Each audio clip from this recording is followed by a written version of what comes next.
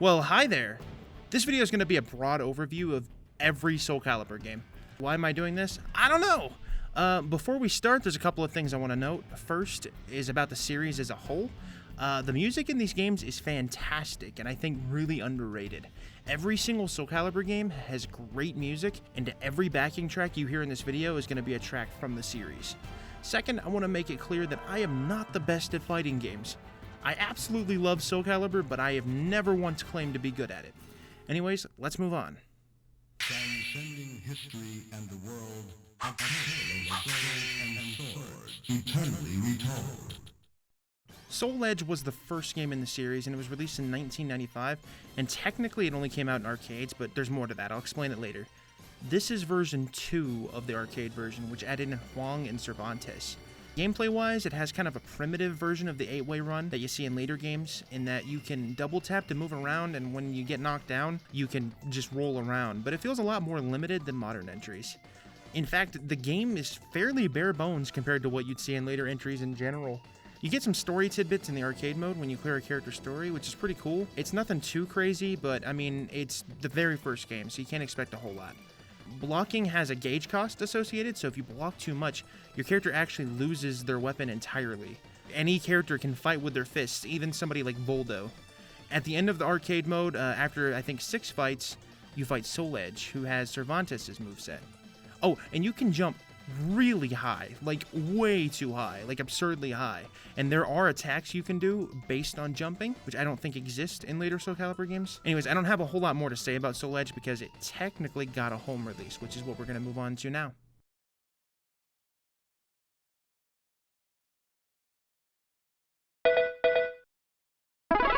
So this is Soul Edge, but on the PlayStation. I know, crazy, right? Let me start by saying the intro to this game is the most 90s thing I have ever seen. We all need to shine on to see how far we've gone on a journey. It is so bad, but it's also so good. Given that this was adapted from Soul Edge, there's a few more features and characters, but gameplay-wise, it plays identically. It's very faithful and really similar, like almost impossible to tell the difference outside of the menus, which I guess says a lot about the PS1 version. Of course, you're able to do things like pause the game and check your command list, which you obviously can't do in the arcade version. For modes, you've got Arcade, which is pretty much the same as the arcade version, Versus Battle, which is self-explanatory, Team Battle, which lets you create a team of up to 5 characters, and then the other team is also up to 5 characters, Time Attack, which is like arcade, but it times how long you take to beat it, Survival, which puts you into endless fights until you lose, Practice Mode, which again is self-explanatory, and finally Edgemaster Mode. Edgemaster Mode is the biggest addition to this version of the game. It's like a secondary story mode. Every character gets their own story, and you read the story tidbits, and then you move on to a fight. It's pretty straightforward, so story, fight, and then you unlock a weapon. As you play throughout it, you unlock a bunch of weapons for each character, and sometimes the weapons can even have harmful stats. The first sword I unlocked for Siegfried actually damaged me every time I attacked, but it had a really high damage. A cool little thing you can do actually is swing the weapon in the menu, but it's just kind of a novelty. Aside from Edgemaster Mode, there's also a standard story for each character in the arcade mode. It's a bit more fleshed out here versus the original arcade version of the game, and you get an actual cinematic video when you complete the story mode instead of just some text and artwork. This game also has some unlockable characters. They have Soul Edge, Han Myung, and then some secret characters, which are Siegfried with an exclamation mark, which gives him armor and turns him kind of into a proto-nightmare, with, I think, a slightly different moveset, but I couldn't tell. There's also a couple of just fan service costumes for Sophidia, which have their own character slots. All in all, I really like Soul Blade. It does stuff a little bit differently than later games, but it still feels like you're playing a Soulcalibur game, but I guess an early one. Its age definitely shows. I definitely see myself revisiting it just for the Edgemaster mode, and to hopefully someday finally catch up on the lore of the Soulcalibur games, since each person's mode takes like 15 minutes max.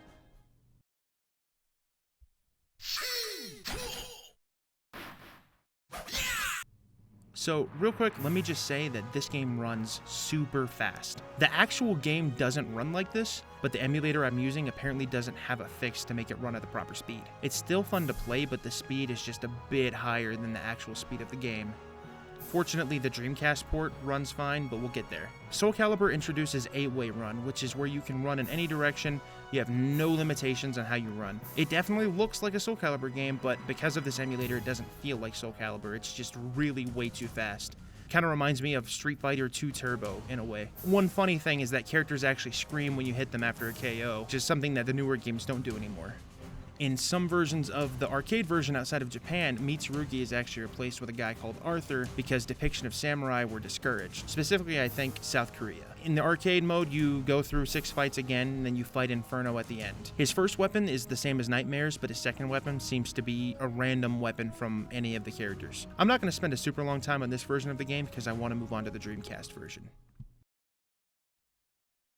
Soulcalibur. This is the Dreamcast version of Soulcalibur, and whew, this version is superior in basically every way. It has more modes, more characters, and it just looks better. There's more detail in the models and detail in the textures, and it really does almost look like Soulcalibur II, which is pretty crazy for a Dreamcast game. The intro to this one is pretty good, and it gives most of the characters a spotlight, but it's not really the most memorable one. The characters just kind of stand there for most of the intro, maybe swing their weapon a little bit, and at the end it looks like it's almost gonna show a fight, but then it just cuts away. I like the style, but I think the cinematic openings of the later games are a little bit better. For starters, this game introduces a thing that most of the games continue to use called Soul Charge, which you can enable just by tapping a button, and it makes your moves a little bit stronger for a set amount of time. The modes available in this game are Arcade, Versus Battle, Mission Battle, Team Battle, Time Attack, Survival, Extra Survival, and Museum. I won't go too much into the ones I've covered in previous games from here on out, but I will note anything interesting they do differently. The Mission Battle mode works a lot like the Edgemaster mode from Soul Blade, but with a bunch of extra content. Every mission has multiple parts now, and extra story tidbits, but the story isn't catered to the specific character you chose, like last time. Something cool though is that the missions do have like fun modifiers now. One mission had a bunch of rats scurrying around, and you have to fight the enemies while avoiding being damaged by the rats, and the enemy actually could be damaged by the rats too. It's pretty cool and gives the game a lot of charm and adds to the replay value quite a bit. There's also a new mode called Extra Survival, which is just like normal survival, but you can only be hit one time, and you can only hit the enemy one time. Whoever gets hit first loses. That's pretty much it. So the idea is to just always get the first hit as many times in a row as you can. It's neat, but it's not something I think I'd put a ton of time into. It's more of a novelty. Overall, Soulcalibur is a great game, and I think it set the standard for the series going forward. In fact, I had no trouble at all adapting to this one since it's so similar to the newer games. These games are super consistent. Soulcalibur II. I'm gonna be honest, Soulcalibur II's intro is probably one of my favorites. That has probably a lot to do with nostalgia, but can you blame me? Seeing the characters doing cool moves and fighting each other with a sick song playing in the background, then Link shows up.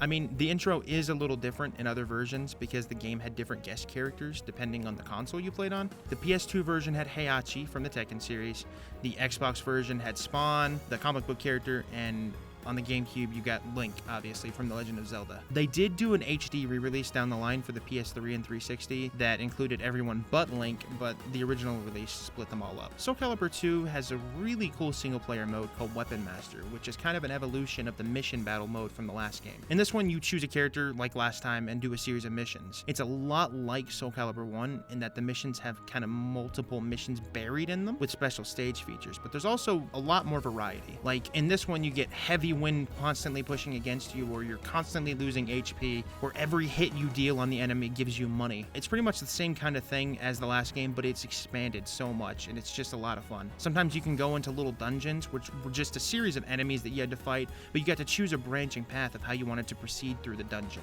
Playing this mode got you gold, which you could use to buy weapons for each character, and unlocking weapons feels pretty rewarding. I actually like it a lot. Arcade mode is about what you'd expect, really similar to previous games. You fight a series of enemies, and then at the end, you fight Inferno. In this one, Inferno has 3 phases, and in each one he uses a different character's moveset. Once you beat him, you get some gold to buy weapons, and then you get a little story tidbit for the character you were using, and that's about it. For the time though, it was pretty cool, especially when you had guest characters like Link showing up. Soulcalibur II was my very first Soulcalibur game, and it's very near and dear to me. It got me into the series.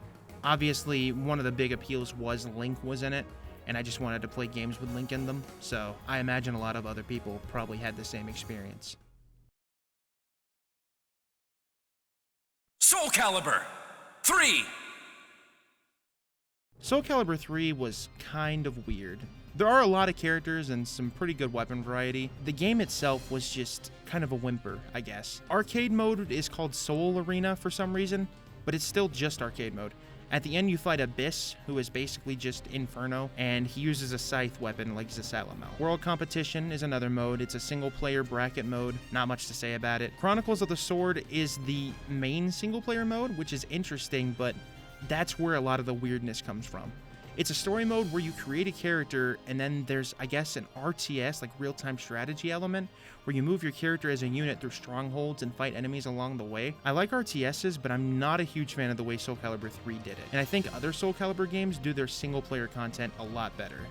Well, most of them. We'll get there. Tales of Souls is just a straightforward story mode for all of the characters, and that's about it for modes. There was also the Create a Soul mode, which was the very first time a Soulcalibur game had a character creator, and there was some variety. Technically, Cosmos from the Xenosaga series showed up and was a guest character, but otherwise, Soulcalibur 3 is just more of the same, but they tried some new things, and I think it was a misfire. Really, the Weapon Master mode was the best way to do it at this point, and I think they were attempting to do something new and test the waters, but it just wasn't that appealing. 3 is a good game, it plays well, it's a lot of fun, but it's also the only game in this series stuck on one console. Outside of arcades, you could only play this game on the PS2, and that's still true today. No re-releases, no remasters. Honestly, this game didn't really do a whole lot that wasn't improved upon in later games, so I can't really think of a reason for it to be re-released. All in all, 3 is a good game, but it's not really that memorable. Soulcalibur Legends. This game is weird. It is the only Soulcalibur game that isn't a fighting game in any capacity.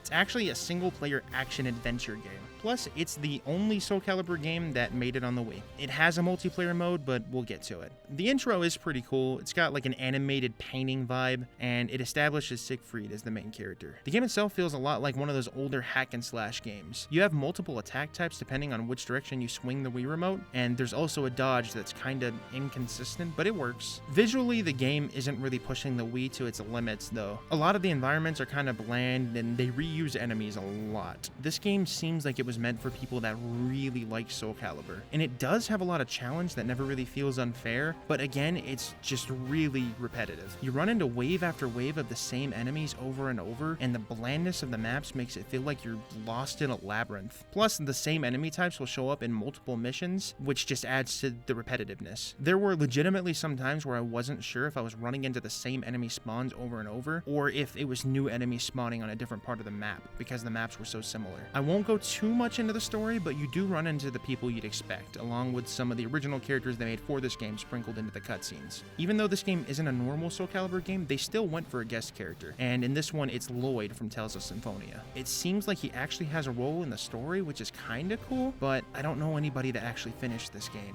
There is a co-op multiplayer mode called Party Mode, where you just do missions together. It plays identically to the single player, but with split-screen multiplayer. It's cool, but the amount of replay value you'd get out of it, I guess, depends on whether or not you have a friend willing to play Soulcalibur Legends with you. Overall, I wouldn't really recommend this one unless you're a huge Soulcalibur fan, and even then, I'm not sure if this one is even canon to the story. It's fun at first, but it does get pretty repetitive. I think this one is meant for a niche audience within an already niche genre. Soulcalibur IV. The opening to Soulcalibur IV is pretty cool. It shows off a lot of the main cast and does a really cool segment where you either see Darth Vader or Yoda take on one of the main characters from the cast. Though I don't understand why lightsabers can't cut through swords, but we won't focus on that. So a new feature that this game added is called critical finishes. So the way it works is if you break the enemy's guard and press a button combination fast enough, you can do something called a critical finish, which not only shows you a cool animation, it also ends the match. You win. And honestly, it was kind of broken. It was a cool idea, but I think later games really executed the idea of flashy moves like that a lot better.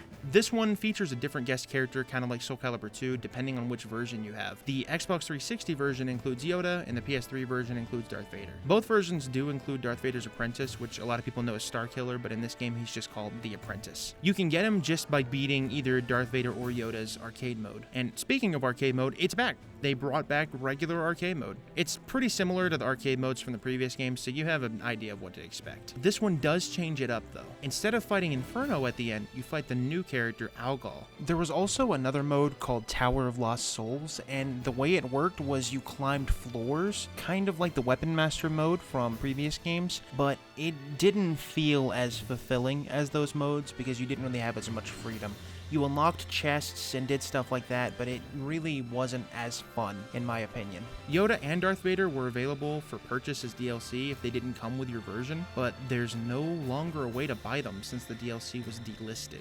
That means that unless you either bought the DLC before it was taken offline or own both versions, there's no way to use every character in Soulcalibur IV, which is kind of a bummer. I assume it had something to do with rights, but we'll never know. I will say the stages that they have in this game are super cool and make no sense whatsoever in the context of Soulcalibur. But, I mean, you get to play on a Star Destroyer, so I'm not even going to argue. Soulcalibur IV has a story mode that you can play through with every character like previous games, and while it's pretty basic and text-heavy, I do like it. It has a lot of charm. You fight enemies kind of like arcade mode, and at the end you either fight Algol or in some cases some other characters, but usually Algol. There's also an actual ending cutscene for your character. Some of them are super cool, like the Apprentice taking on Darth Vader, or just Amy's ending in general, which I won't spoil here. Honestly, Soulcalibur 4's story mode is up there with some of the best Soulcalibur story modes. It doesn't do anything fancy or flashy, but it is just a solid story mode. 4 also brings back the Create a Soul from 3, but it's a lot more expanded. However, they did one big thing to just absolutely ruin the Create a Soul mode. Every single piece of equipment in this game now has a stat attached to it. If you want a custom character that's also strong, get ready to look like an absolute doofus. I have no idea what possessed the developers to think this is a good idea. It really hurts an otherwise really cool mode. Soulcalibur 4 does have a special place in my heart just because it was my first next-gen game at the time, and I'll always like that game for that. Plus, you can't beat the fact that there's Star Wars characters in the game. All in all, Soulcalibur 4 is up there with the best Soulcalibur games.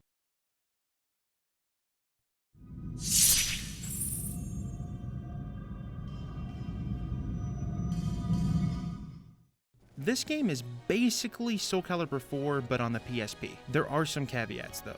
There's no real arcade mode, there's no standard U versus CPU mode, so there's no way to actually choose who you fight outside of, I guess, training mode. But it does have Kratos from the God of War series, so I guess that's cool. It's also got some pretty good visuals and runs surprisingly great for a PSP game. The modes in this game are Quick Match, the Gauntlet, Trials, Versus, Character Creation, and Training mode. Quick Match is a mode where there are a bunch of made-up enemies with custom characters who you can choose to fight depending on their ranking. Some of them use normal characters, but it's usually custom-generated characters. Beating them gives you a title that you can use in the Versus mode, which requires you to have 2 PSPs because it's ad hoc. Gauntlet mode is less of a story mode and more of an interactive tutorial for the Soulcalibur series in general. The actual fights are usually over in just a couple of seconds, and it's honestly completely skippable unless you're interested in like a wacky side story. I would consider the Gauntlet mode a lot of wasted potential, but I understand that they probably didn't want to put a whole lot more into it. I didn't get to try the Versus mode, but I assume it would just be straightforward fights. Trials mode is the closest thing you can get to an arcade mode, but it still focuses more on a specific method of playing the game. There's attack and defense challenges, which require you to essentially adjust your playstyle to maximize your score. Attack wants you to connect attacks, while defense wants you to block attacks and then just land hits. All in all, I wouldn't really recommend Broken Destiny, even for big Soulcalibur fans. It's novel, and it's kind of impressive how buttery smooth everything is on a PSP, but it doesn't really have any meaningful content. You run out of content almost immediately.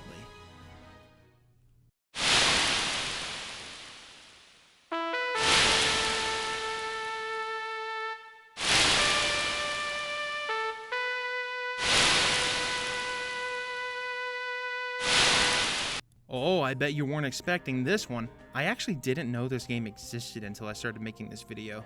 It's another adaptation of Soulcalibur IV, but it's for older, like, Nokia phones. This game is super simple. There's 7 characters, but you have to beat each one's story mode in order to unlock the next. Gameplay-wise, there's 3 attack buttons and a guard button. Well, I'm pretty sure there's more than 3 attack buttons, but the Java emulator I'm using only lets me access 3, so bear with me. The actual gameplay is just kind of mashing buttons over and over. One's a horizontal attack, one's a vertical attack, and one of them is an unblockable attack that has a wind-up time that leaves you vulnerable. I saw a couple of ring outs, but they're super rare. There's also guard breaks, so you can't just continuously guard, kind of like in Soulcalibur IV, and critical finishes are possible with a full keyboard based on the menu options, but I just couldn't get them to work. There's also stuns, but again, I could not figure out how to pull them off with my limited controls. I was able to see some of the special moves using the game's training mode that exists for some reason, but that's about the best I could do. There's surprisingly a lot of modes here, with a story mode for each character, a Tower of Lost Souls mode, which is just challenging one-on-one fights, an arcade mode where you fight every other character for a total of 6 fights, a survival mode where you fight until you run out of HP, and training mode. Beating the various modes, like previous games, gives you money which you can use to buy weapons for each character, and each weapon has various attributes. But I honestly don't even know if you'd ever need the attributes, given that the game is super easy.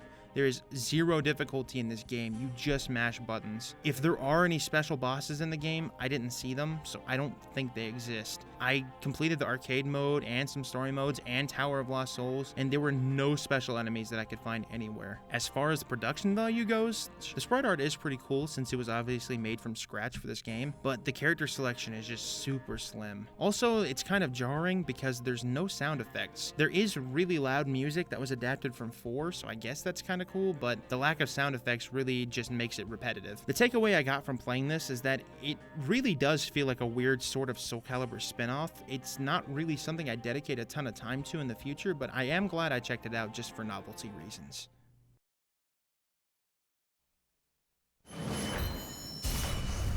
Soulcalibur V.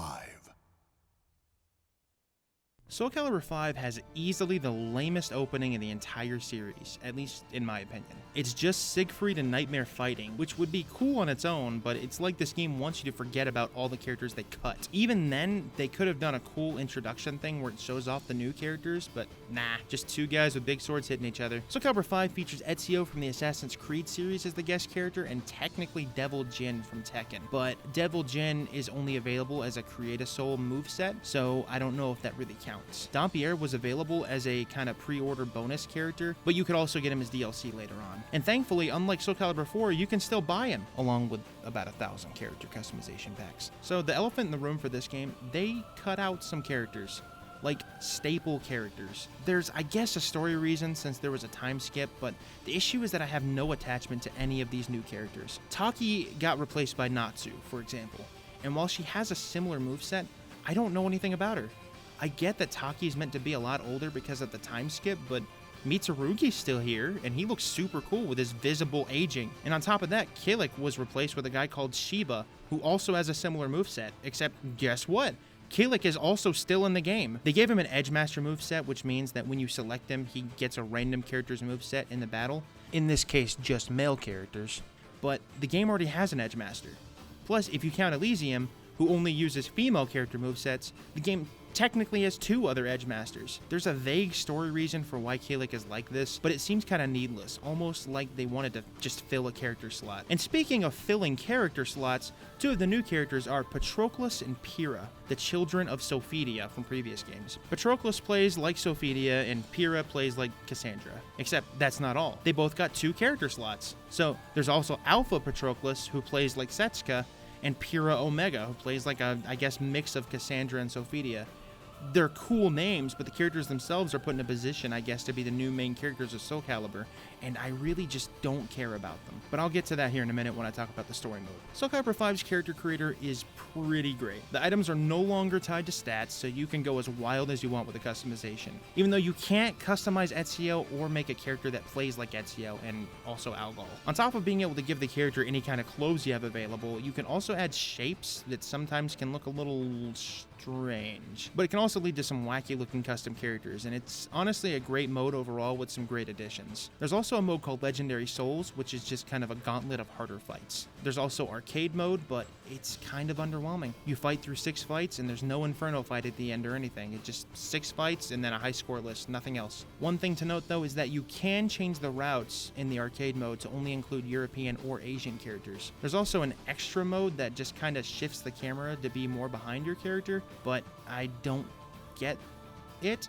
Soulcalibur V also includes a new mechanic that replaces the critical finishes with something called critical edges, which allow you to do really flashy moves that deal a ton of damage but don't just end the fight. You can also do them anytime as long as you have at least 1 gauge filled on your soul gauge. Honestly, they're kind of a presentation downgrade from critical finishes, but critical finishes were kind of broken anyways. Another issue with Soulcalibur V is the story mode. It exists, but it just exists. It's really obvious there was some kind of time constraint when they were making this mode, because it's just fights and then a single still image for a cutscene, and then another fight. There's a couple of fully rendered cutscenes, but outside of that, it's just kind of dull. Soulcalibur V is weird. I remember having a lot of fun with it when it first came out, but now, having played Soulcalibur VI, I realize it has a lot more flaws than I gave it credit for back in the day. It's not a bad game at all, but it really could have been so much more.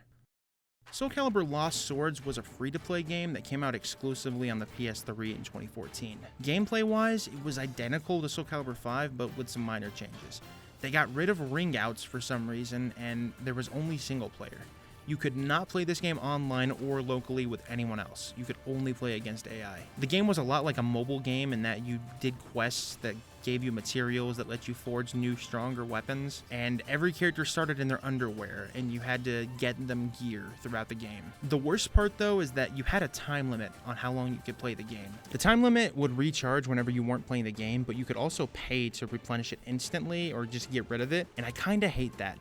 Like, they tried to monetize playing a single-player game that was the same, if not worse, than the previous game. You could also borrow another player's character as kind of a support system, which you see in a lot of free-to-play mobile gacha games nowadays, and you could switch to that support character at any time, but I don't know, it just felt like a cash grab. The game re-added Taki, Songmina, Cassandra, and Sophidia, while also retaining some of the Soulcalibur V characters like Patroclus Apira, but honestly, it just felt like an experiment turned cash grab that just didn't work out. I think they also made a Tekken game that had a similar concept, but I never played that one, so I can't really say a whole lot about it. All in all, you can't play this game anymore, it doesn't really exist anymore, and it's probably for the best. Soulcalibur Unbreakable Soul was a mobile game that was kinda sorta a fighting game. I unfortunately never got to play it since it got delisted and the servers were taken down, but it looks like you fought just by tapping on attack cards, but I really honestly don't know much more about it. Visually, it looks like they took assets from Soulcalibur and Soulcalibur II, but who knows. I really wish I could try this one, but unfortunately it's impossible at the time of me making this video because the servers are offline and there's no downloads for it.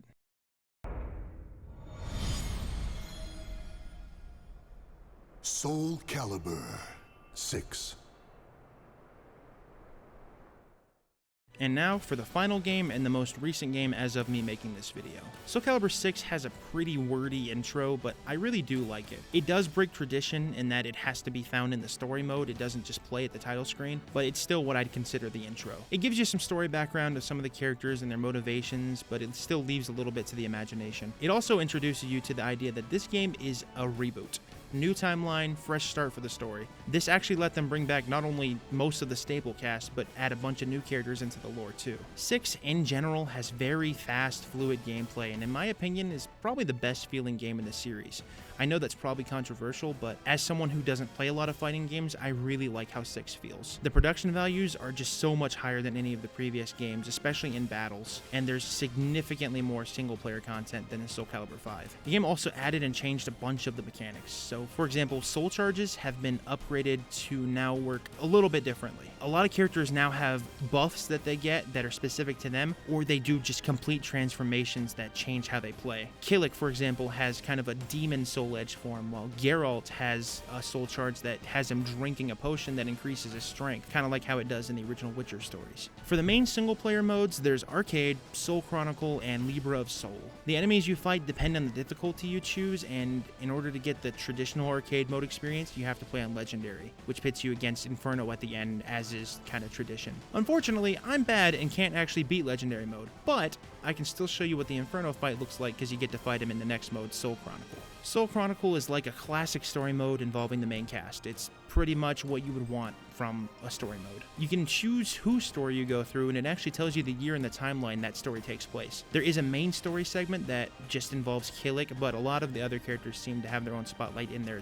as well. Every character outside of 2B and Haomaru, I hope I pronounced that right, get their own Soul Chronicle to play through with the full cutscenes. The cutscenes are sort of like the Painterly story scenes from 5, but a lot more dynamic and a lot higher quality. Also, there are a few live in-engine cutscenes, at least in the main story mode, and they're pretty good. Sometimes cinematics and dialogues will also happen during fights, which is something that's super cool and hypes me up during fights that I might otherwise not really care as much about. The next mode is Libra of Soul, and you can create a character in this mode that goes on their own mission in the Soulcalibur world. It has its own story, and along the way you meet the main cast and do a lot of fighting. This mode is kind of like a throwback to the Edge Master and Weapon Master modes, where you move around a map and do various missions. You can eat food right before fights to get various benefits, and you can also hire mercenaries to fight for you if you struggle with a fight, which is actually really cool. The only downside is that you have to watch the fights in real time, and if they lose the fight, you have to do the fight yourself. Overall, this mode is kind of like a spin on the Weapon Master mode, but with more of a story focus, and I really like this mode a lot. Character customization, for the most part, is almost identical to Soulcalibur V's. It really feels like they just ported it over. While that's kind of disappointing, 5's was really good, so I can't complain too much. One new thing though is that you can choose a bunch of different body bases and races, so you can make a skeleton person if you really wanted to. 6 also got a bunch of post-launch support in the form of patches and DLC characters. The last character to be released was Huang, with a patch coming out shortly after.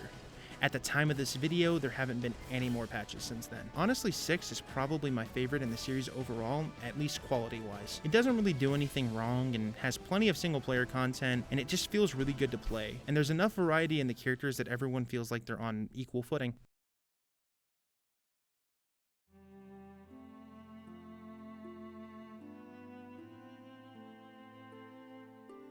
Overall, I think every Soulcalibur game has its own unique merits, and I would struggle to order them from best to worst or anything. I can say that my favorite is 6, and my least favorite is probably Broken Destiny. I'm not counting the weird 2D mobile game, but of course each one holds a special place in my heart for different reasons. And at the time of making this video, the future of the series seems kind of up in the air, and there's no way to really know if there's another one coming. I do hope the series continues because it's a really great series with a really interesting story. On top of this video, I'm gonna make another video that shows a fight between Taki and Mitsurugi from every single game I played. The link to that video will be in this video's description once it's out, so if you're interested, be sure to check that out. I had a lot of fun making this video, and I would love to make more. If you want to see more stuff like this, make sure to like and subscribe, because I definitely have some more ideas for similar videos. It's just a matter of gauging interest, I guess. Anyways, I hope you have a fantastic day, and I'll see you around. Thanks for watching.